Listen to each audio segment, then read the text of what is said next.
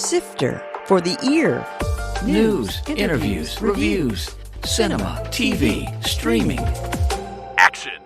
Hi, y'all. This is Jerry Williams, a.k.a. TV Jerry. You may have noticed that this show has a new title, Sifter for the Ear. I considered Sifter in your ear, but figured Carlos and the folks at In Your Ear Studios might have an issue. Anyway, this new title reflects the two sides of the show. The original podcast, which is released every Wednesday on tvjerry.com, and the new radio version airing every Friday at 11:30 a.m. on WRIR 97.3. So if you can't wait till Friday, you can download or subscribe to the podcast version. Incidentally, the webpage for each episode features links to the shows or events or people we discuss, as well as pictures. And for the first time on the webpage, I'm including a picture of the guest drop-in, so you can find out who it is before you listen to the show. And there's one more edition in the coming soons. Since there's so many movies and shows opening every weekend, it's kind of confusing to tell when I'm on to the next one. So I've added a little for movies in the theaters and for TV and streaming. Hopefully that'll make it a little easier. 18 treaties signed with the Indian nation. Objection! Order! In friendship and peace, negotiated with the tribes. After the inevitable COVID break, the 28th French Film Festival is back this year, from March 25th through 27th. And the big Saturday night film is actually a Native American rock opera called Something Inside is Broken, which you just heard an excerpt from. The tribes have no land, they are homeless, hungry, trying to survive. On today's show, I'll be interviewing Jack Kohler, the creator of the film and the musical behind it. He'll tell us how it started, how it went on tour, and how it ended up on the screen, and more. Plus, there's a special surprise guest who will explain why a Native American film is being highlighted at the French Film Festival. Sifter Review of the Week. The Adam Project on Netflix. Ryan Reynolds has met his match, literally, in young actor Walker Scobell. He plays the 12-year-old version of Reynolds' character and matches his senior in comic charm and timing. Reynolds plays the adult version of a man who travels from 2050 to 2022 to save the world from the future. The interactions with the two actors make up the majority of the film, and their chemistry is eerily identical. The action sequences are well staged, and the tech touches are cool. Director Sean Levy uses his assured touch to keep every moment exciting, fun, or sometimes even heartwarming. This is an ideal opportunity for the whole family to enjoy an amusing sci-fi adventure with a delightful duo in the leads. I gave it 4.5 out of 5 stars. I'm thrilled to be talking today with Jack Kohler, who is the writer, director, producer, and did just about everything on this movie called Something Inside is Broken. Thanks for having me, Jerry. First of all, tell me this. You started out as a civil engineer, you got your degree from Stanford, and then you became an actor, producer, director. What possessed you to want to make that crazy change?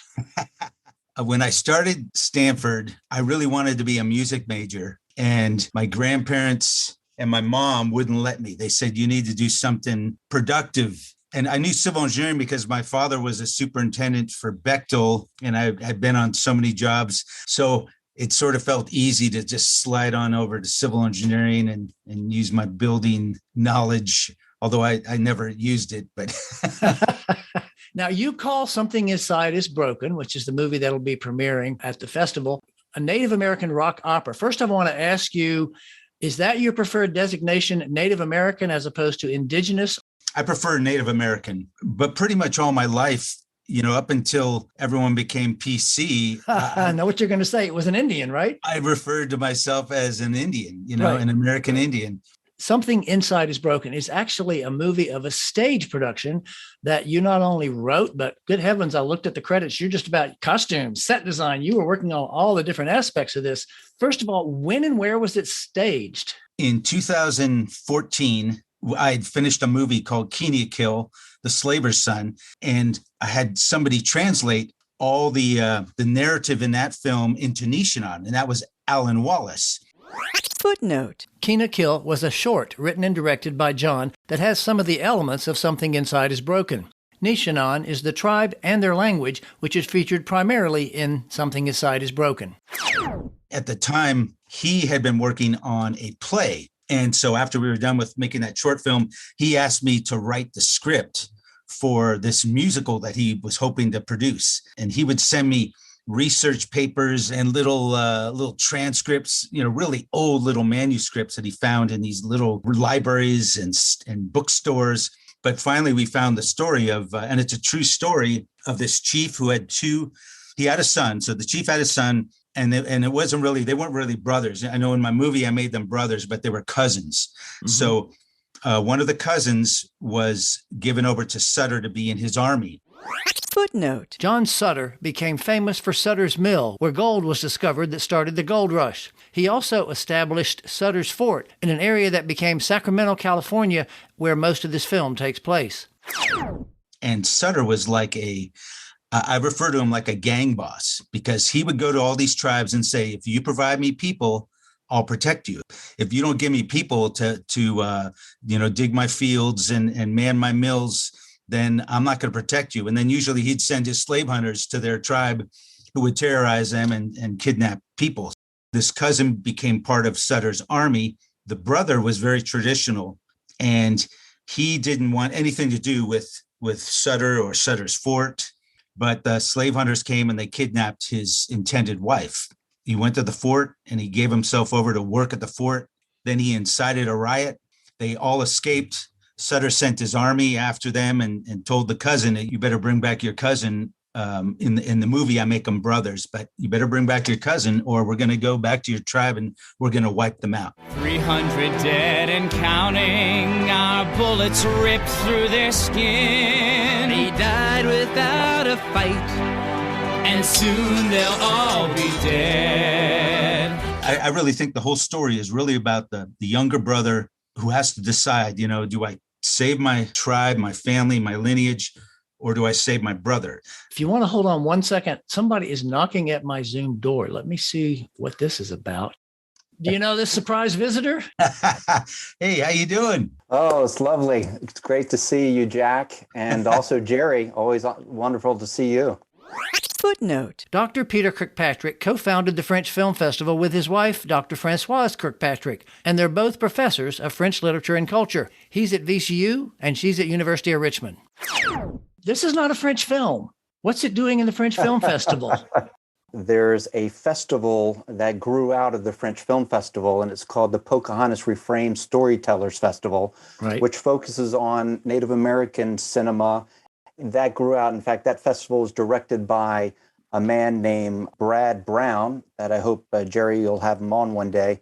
And Brad is a member of the Pamunkey tribe here in Virginia. And so he curates and directs the festival. Brad is a partner festival of ours. And what we do is every year for now, we'll go into the 6th year because he has a 6th festival starting up in November. We always show a Native American film in order to announce the Pocahontas Reframed Festival. Uh-huh. And I have to tell you, we are so excited about having Jack and members of his crew come to our 28th French Film Festival in the Byrd Theater. You segued perfectly into my next question. So what's the deal with the festival? Obviously, the last couple of years, everybody's film festivals have been all over the place, virtual, whatever. What's happening this year with the festival? So this is our 30th year. Wow, congratulations. But it will be our 28th festival because in 2020, 10 days before the festival is when everyone shut down and we had to pull the plug on it. And then in 2021, because of COVID, we had an agreement with Bowtie Cinema, even though we always do our festival at the Byrd, but with Bowtie, they wanted to create a drive-in in their parking lot. I remember that. Never took off. And so that didn't take off. So here we are finally going to be able to do the 28th festival. And Jerry, just to let everyone know too, as you know, the Byrd Theater has over 1,200 seats every year. We've been packing those during the festival. However, because of COVID, we're going to be extremely prudent.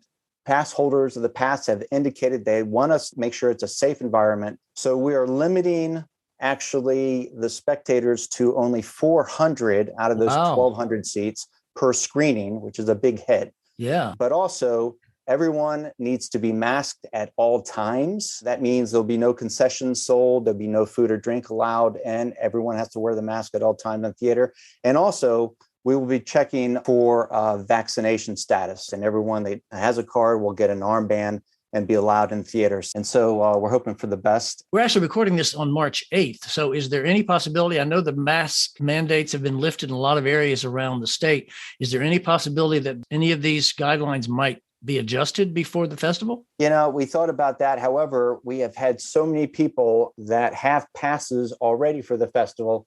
And remember, we're honoring people who bought passes back in 2020 and 2021. So those pass members actually have indicated, because of those protocol guidelines that we're putting in, that that's the only reason they're going to be coming, is because they know it's going to be a safe environment. Okay.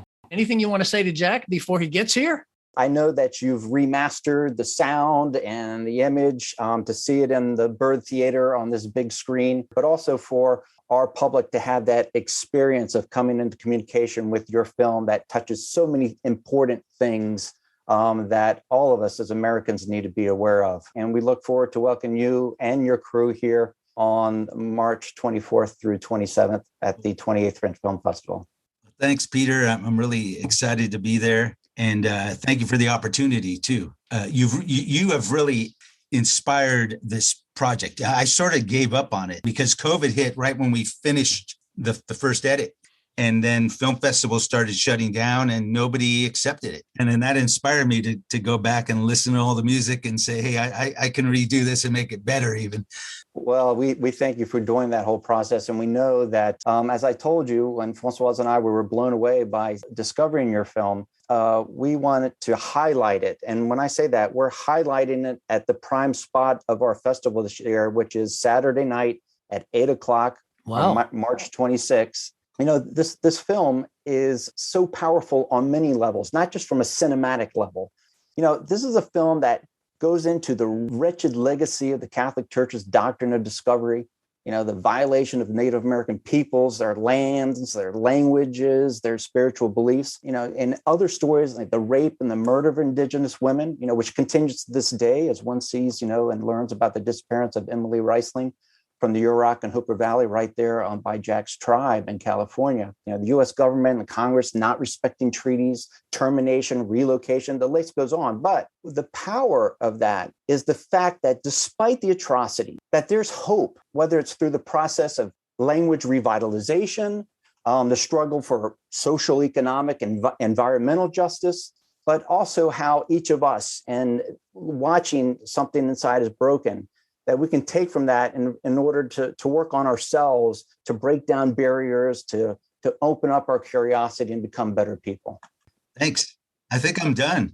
Well, okay, that's it. Thank you all very much. No, Peter, we want to thank you so much for dropping in, and we will look forward to seeing you at the festival. Great. Looking forward to seeing you both at the festival. You all take care. Peter. Thank you. Thank you. Have you been to the Bird before? Have you seen this beautiful venue where you're going to be exhibiting the film? I've only driven past it once, and that was in November. You're in for a treat. It's really cool. So now that Patrick's gone, we can talk about it. No, I'm kidding. This is actually a staged production that you filmed. Where did the idea come from for the play, and where was it staged originally? So working with Alan Wallace and Simone Wilson, who's the music director, in about a year, we created this project. We took it to Sacramento State University, and we did a 45-minute version of it, and the students loved it. Then we took it to Sierra College. These are near Sacramento, California.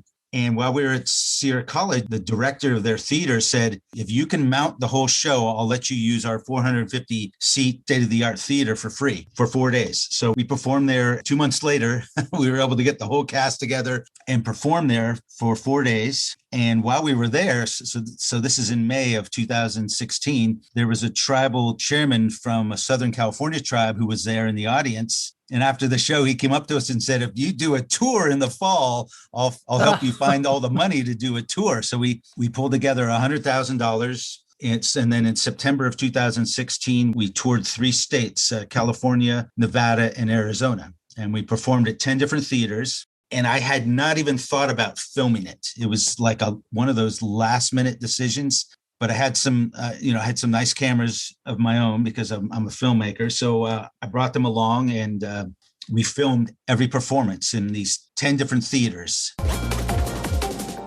In case you dropped in after the beginning of the show, I'm interviewing Jack Kohler, who is the writer, producer, and director of the Native American rock opera Something Inside Is Broken, which will be showing at the French Film Festival on March 26th. Back to the interview. That was going to answer my next question is how many times did you shoot it? So you shot it a lot. Yeah, we shot it 10 different times, but we only have one really good camera. So we had to cut it all up from all these 10 different theaters. When you're on tour, every theater is a little bit different and the lighting schedule is different. When you edit it together, sometimes you'll see, the background all of a sudden goes from black to blue and then to red, and that's because depending on who was running the lights at the time, not all the scenes were exactly lit the same way. So that played a little havoc with my editing, but I think it works. Just like West Side Story, which recently, of course, came out in the new version in the movie, a couple of the songs in that were actually sung in Spanish with no subtitles. I noticed in Something Inside Is Broken that some of the songs are sung in a native tongue without, I'm assuming, super titles or anything.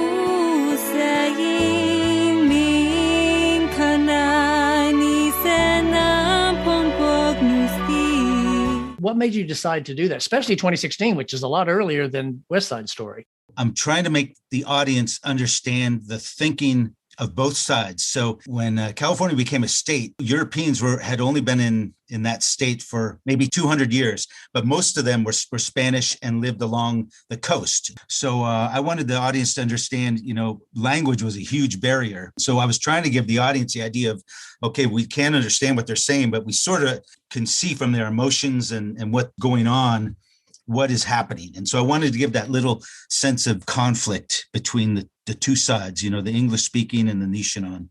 And I think it works. Yeah, I knew it. Well, it was a love song more kind of. So that makes it pretty easy to understand. Like any show like this, you've got to have white people who are being very mean and hateful and racist. And of course, you had to work with white actors to do this.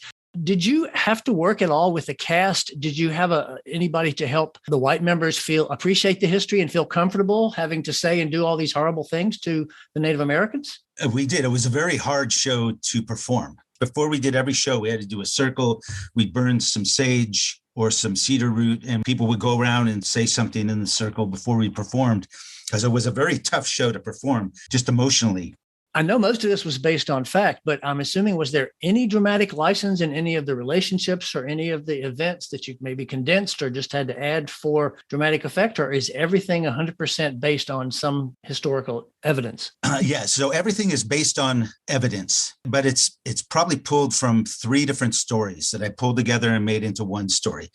So actually, Alan Wallace's, one of his aunts, she was a slave to Sutter. Wow. And so when he was a young boy, he remembers, whenever he was around her, someone asked about her nose because she had a hole through her nose. And she said at night, there was a ring that was in her nose and she was attached to a pole with a chain so she wouldn't run away. Wow. So for 50 years, she was one of Sutter's slaves. And after 50 years, he didn't need her anymore, so he let her go. I won't give anything away, but there is an interesting, not quite so graphic and horrible, but there is an interesting parallel to that in the show, which I guess that's where that came from to an extent, right? Yeah, that's where it came from. There's a pretty impressive group of actors, many of whom are Native Americans. Was that a challenge, finding enough Native American actors to play those roles, or they were just dying to get on stage and do something? So we're up in Sacramento. So the very first time we did the show, it was all local actors. And then as we needed more actors, I started to put ads into Backstage. And by the time we did the tour, we had an actor from New York, from Atlanta, from New Mexico, a couple from Los Angeles and San Diego, and then a lot from Sacramento. But there were 18 of the cast members who did have Native American lineage. So that was pretty cool. Yeah. Unfortunately, you missed, to some extent, the window of festivals in person because of COVID.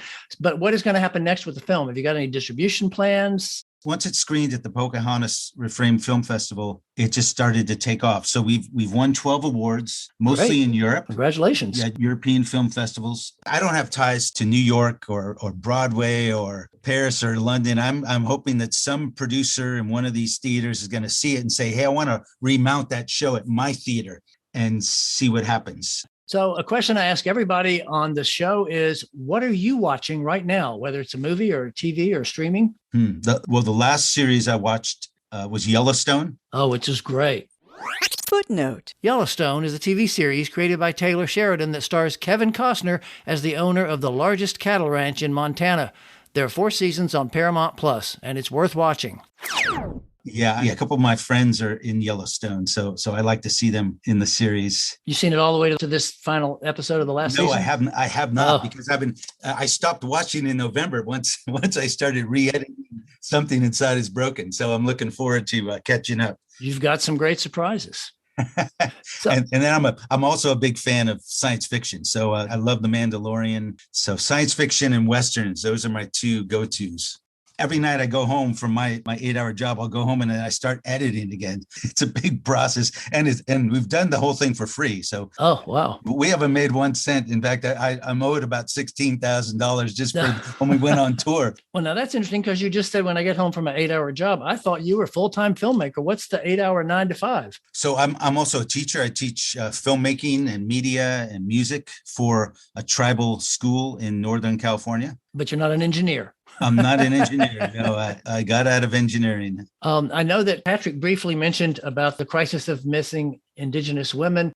In the film, women are treated horribly in a different way. But what is your take on this issue now? Well, the missing and murdered Indigenous peoples crisis it's nothing new to America. It's been going on since Pocahontas was kidnapped from Jamestown in Virginia. It's in the news right now, but it's been going on since America was first found by that lost Italian, And it's a trauma that everyone's felt who's a Native American, because we know somebody who is missing a relative. Wow. In fact, in my tribe alone, there's been 72 missing women over the last 20 years. Wow. And a lot of it has to come down to law enforcement and who's in charge of looking for these missing people. And that's always the catch is no one wants to take responsibility because it's a Native reservation. And so this story is really about missing women in California. I mean, Something Size Broken is how Sutter, he had slave hunters that would roam California and kidnap young girls and young boys. And then Sutter would sometimes use those women to pay off his debts and send them down to men in San Francisco who he had borrowed money from. But now it's in the forefront because of media. It's so easy to get out to the public. And I think a lot also had to do with what happened with America and the Black Lives Matter movement. Right. Standing Rock was a huge push for Native Americans being out in the forefront and standing up for what was right. And so, the younger generation wants to know those answers that were kept from them in public school. And they want to know the true history now. And that's the only way anyone can heal, is the truth has to come out. And then we can all move ahead as a society. I will have to say there's one encouraging thing, not only with Reservation Dogs, which is almost exclusively a Native American cast. Footnote. I called Reservation Dogs Atlanta on the Res because it reminded me of Donald Glover's unique and award-winning show. This one revolves around a group of Native American teens in Oklahoma and features an almost entirely indigenous cast. And it's one of the best new TV shows of the year, now on Hulu. The representation is improving. Rutherford Falls, I'm not sure if you're familiar with that, and Resident Alien, both are cast with a number of members of Native American tribes in that area. So that's to me, it's kind of cool that this is happening more and more. I remember back in the days when you had white men putting on red makeup and pretending to be an Indian back in the 50s and 60s. To me, that's gratifying. Is that something that you're noticing too? Oh, yes, most definitely. And people are demanding that, natives play native roles. Right. Which is great to see. Well, I have enjoyed this very much. It's been a fascinating conversation and certainly very important. And I can't wait for you to see the bird, because I think you're going to find it's a beautiful place to see Something Inside Is Broken. I'm looking forward to it. Hey, thanks a lot, Jerry. Thank you.